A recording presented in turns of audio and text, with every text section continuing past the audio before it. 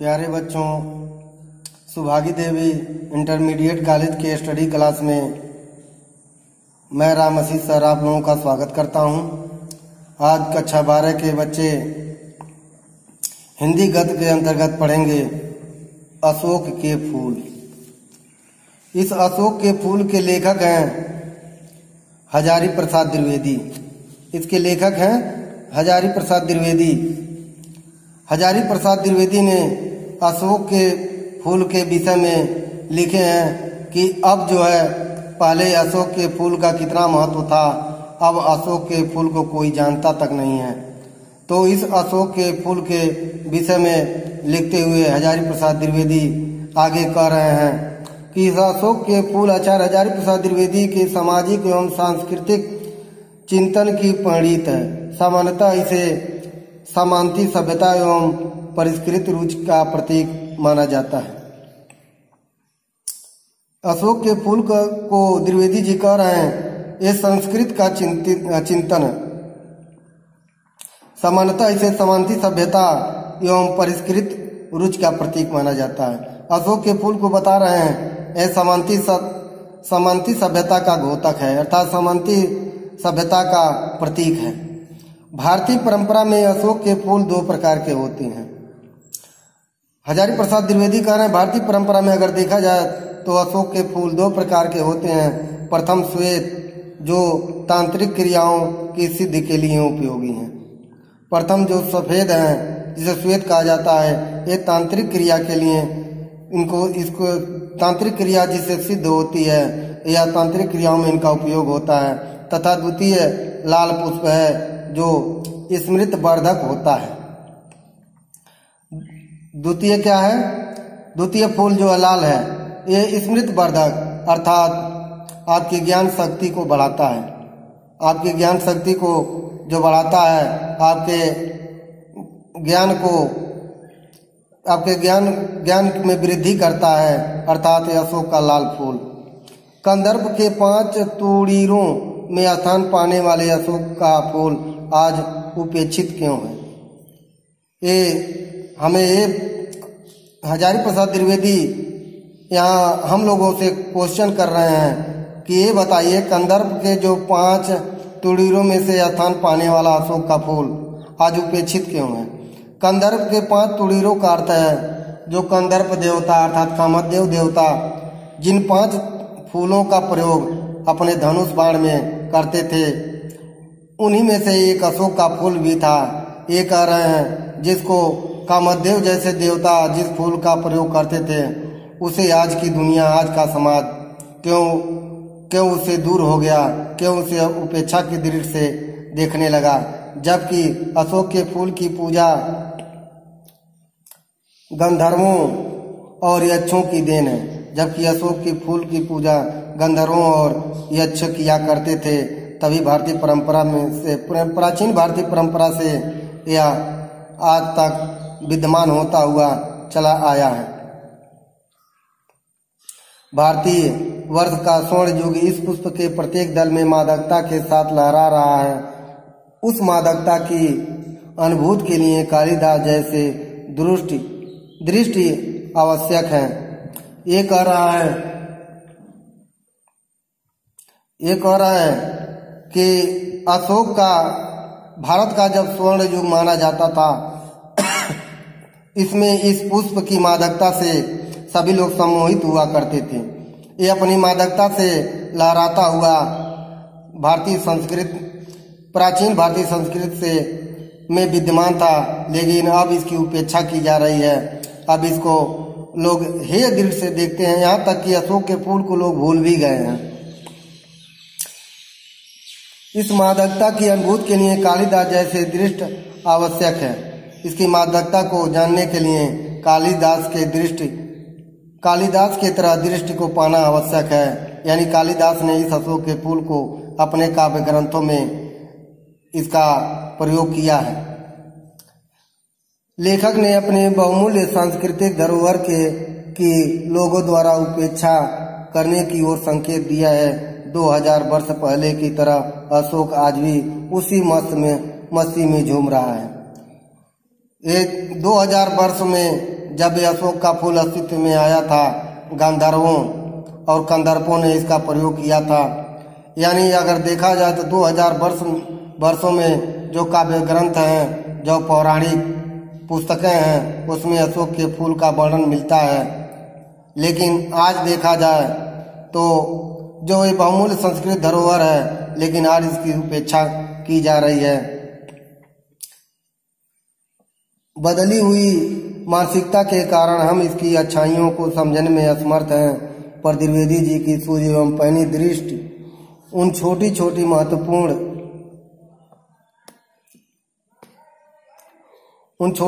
महत्वपूर्ण चीजों को देखे बिना नहीं रह सकी। लेकिन अगर देखा जाए तो कालिदास के अपनी पैनी दृष्टि से इस अशोक के फूल की अच्छाई को आज इस निबंध के माध्यम से हम लोगों को बताना चाह रहे हैं। एक हमारे लिए कितना महत्वपूर्ण है, इसके विषय में हमें बताने का प्रयास कर रहे हैं।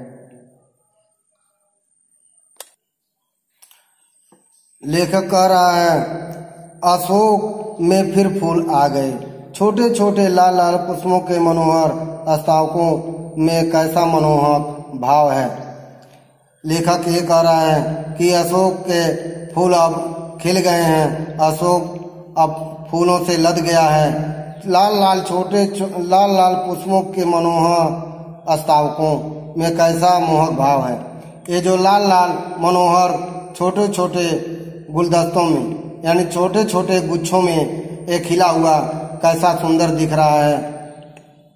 बहुत सोच समझकर कंदर्प देवता ने लाखों मनोहर पुष्प को छोड़कर सिर्फ 5 को ही अपने तुड़ीर में स्थान देने योग्य समझा था। यह एक अशोक ही है। लेखक ये कहना चाह रहा है, इस अशोक के फूल को कंदर्प देवता अर्थात कामदेव ने लाखों मनोहर और सुंदर पुष्पों को छोड़कर सिर्फ 5 पुष्पों का स्थान दिया था। वो अपने तुड़ीर में स्थान दिया था, अपने तरकस में स्थान दिया था, अपने तरकस अर्थात अपने बाणों में अशोक के फूल को का महत्वपूर्ण स्थान दिया था। वो अपने बाणों में 4 अन्य फूल और एक अशोक के फूल का भी प्रयोग करते थे। लेकिन आज की बदलता हुआ समाज इस अशोक के फूल को भूल गया है, इसकी महत्ता, इसकी विशेषताओं को भूल गया है। लेकिन पुष्पित अशोक को देखकर मेरा मन उदास हो जाता है, इसलिए नहीं कि सुंदर वस्तुओं को हतभाग्य समझने में मुझे कोई विशेष रस मिलता है। कुछ लोगों को मिलता है, वे बहुत दूरदर्शी होते हैं। लेखक ये कह रहा है कि अशोक का फूल तो उसी मस्ती और अंदाज में आज भी फूल रहा है, आज भी अपने छोटे छोटे गुच्छों में फूला हुआ है। लेकिन आज भी छोटे छोटे गुच्छों में उसके फूल दिख रहे हैं। लेकिन उन फूलों को देखकर मेरा मन उदास हो जा रहा है। क्यों? क्योंकि आज इस बदलते हुए समाज के लोग इसकी महत्ता को नहीं समझ रहे हैं। लेखक ये कह रहा है, ऐसा नहीं कि हम सुंदर वस्तुओं को देखकर हतप्रद हो जाते हैं, इसमें मुझे कोई रस नहीं मिलता। कुछ लोगों को मिलता है, वे बहुत दूरदर्शी होते हैं। जिन लोगों को सुंदर सुंदर खिले हुए फूल, प्रकृति दृश्य, अन्य वस्तुएं, प्राकृतिक वस्तुओं को देखकर जो रस से आनंदित होते हैं, वे बहुत ही दूरदर्शी होते हैं। जो भी सामने पड़ गया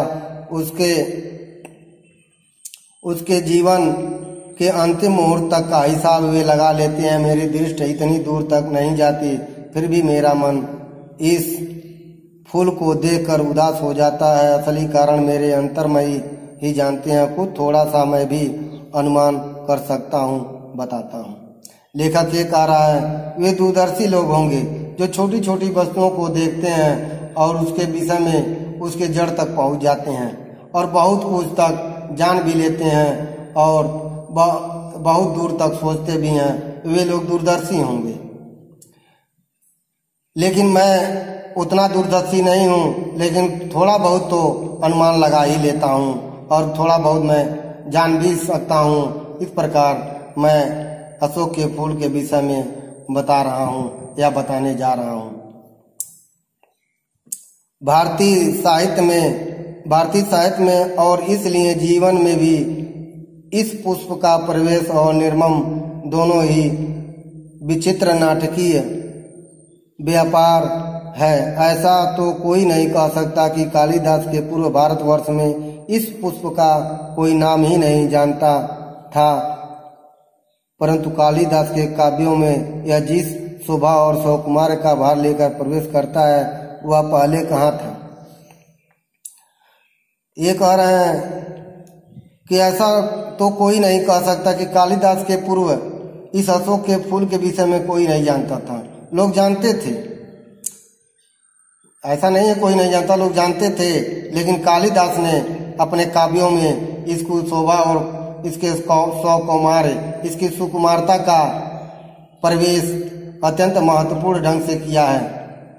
वह पहले कहाँ था उस प्रवेश में नववधू के गृह प्रवेश की बात शोभा है, गरिमा है, पवित्रता है और सुकुमारता है। ये कह रहे हैं ये पहले कहाँ था। ये पहले ऐसे ग्रंथों में इसकी इतनी चर्चाएं नहीं हुई जितने कालिदास ने अपने काव्य में लिखा है।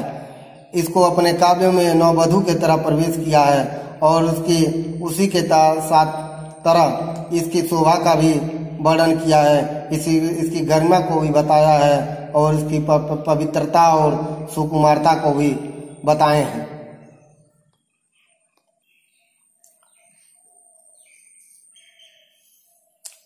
फिर एकाएक मुसलमानी सल्तनत की प्रतिष्ठा के साथ ही साथ यह मनोहर पुष्प साहित्य के सिंहासन से चुपचाप उतार दिया गया।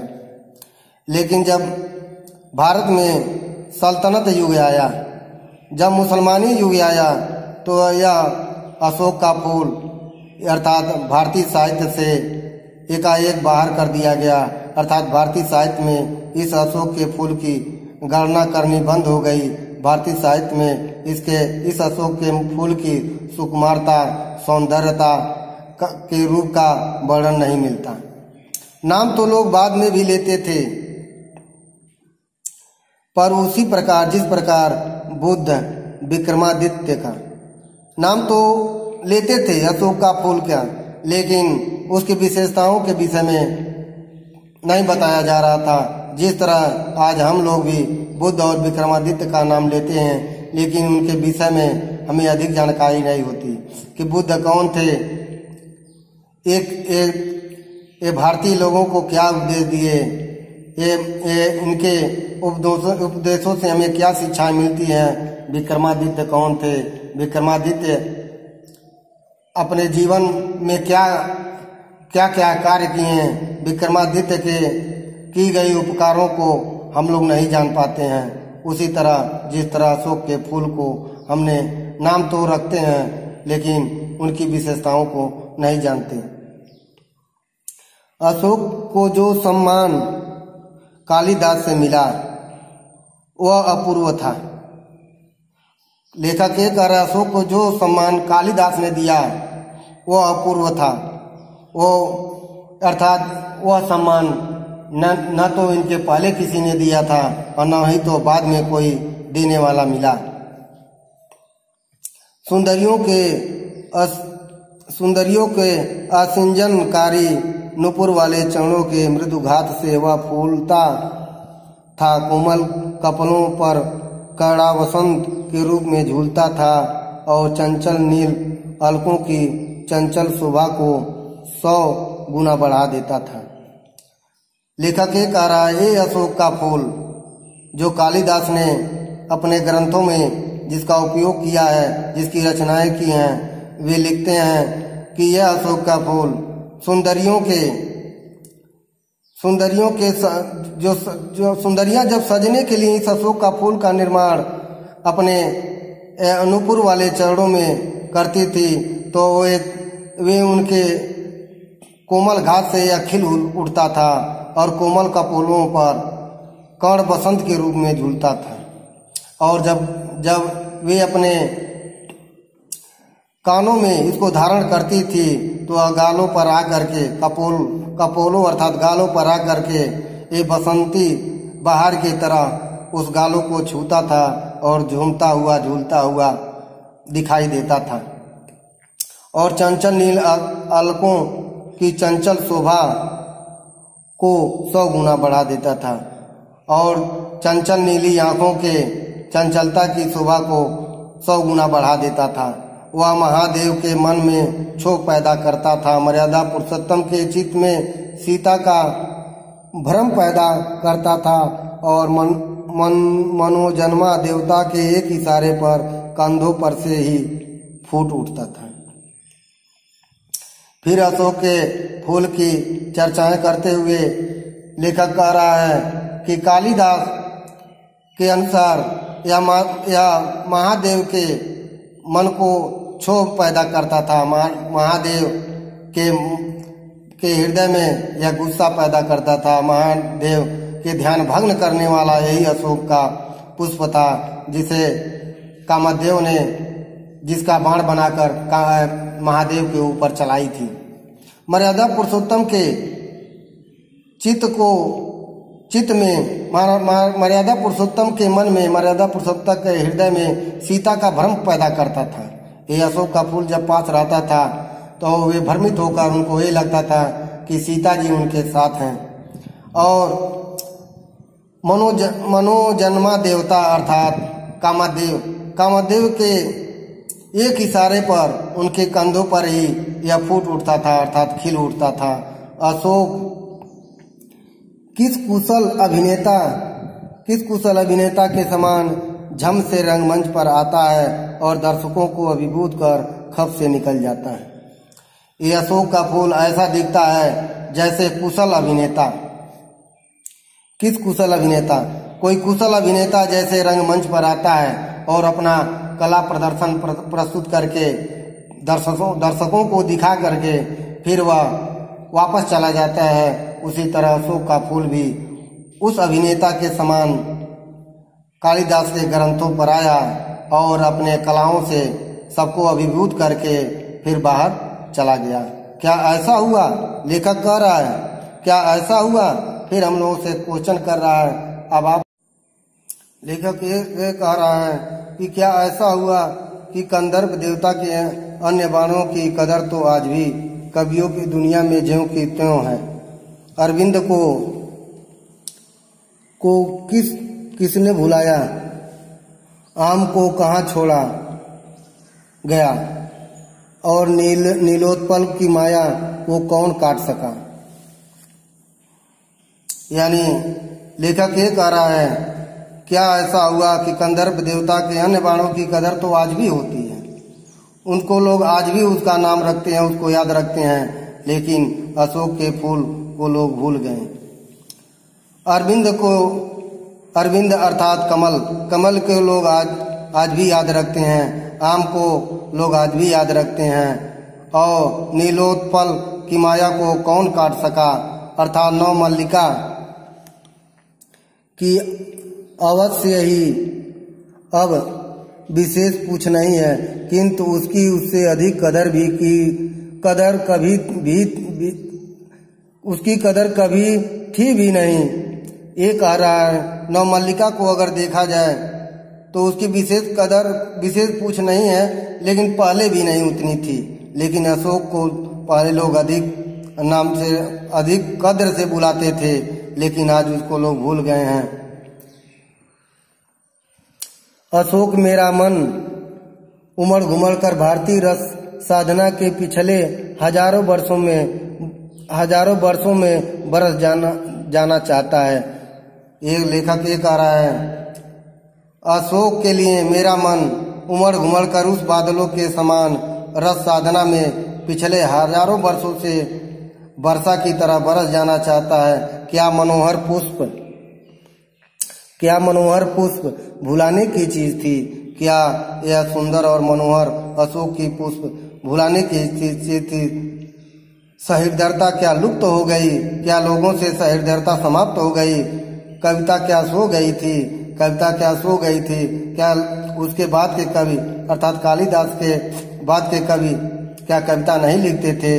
तो उन लोगों ने क्यों अशोक के फूल की चर्चा नहीं की? न मेरा मन यह सब मानने के लिए तैयार नहीं है। जले पर नमक तो यह है कि एक तरंगाई पत्र वाले निफूले पेड़ के सारे उत्तर भारत में अशोक कहा जाने लगा, याद भी किया तो अपमान करके। ये कह रहा उत्तर भारतीय अगर क्षेत्र में एक अशोक नामक पेड़ को लोग याद रखते हैं, लेकिन वो अशोक का पेड़ नहीं है जिसकी मैंने उल्लेख किया है, जिसके फूलों का उल्लेख कर रहे हैं। उत्तर भारतीय के लोग उस अशोक के वृक्ष और उसके फूलों को भूल गए हैं, लेकिन एक दूसरा जो तरंगायित पत्र वाले निफूले जो फूलता भी नहीं है, ऐसे पेड़ों को उत्तर भारतीय के लोग याद करते हैं, याद भी किया तो अपमान करके, अर्थात उस अशोक के फूल को याद किया भी तो अपमान करके, अर्थात लोग उसके पेड़ों को याद करते हैं जबकि यह फूलता नहीं है, जबकि उस अशोक की बात कर रहे हैं जो सफेद और लाल दो तरह के पुष्प उस पे लगते थे। तो प्यारे बच्चों, हम आशा यही करते हैं कि हजारी प्रसाद द्विवेदी द्वारा लिखा गया अशोक के फूल का निबंध की व्याख्या आप लोगों को पसंद आई होगी। अब अगले गद्य की व्याख्या अगले दिन करेंगे, तब तक के लिए धन्यवाद।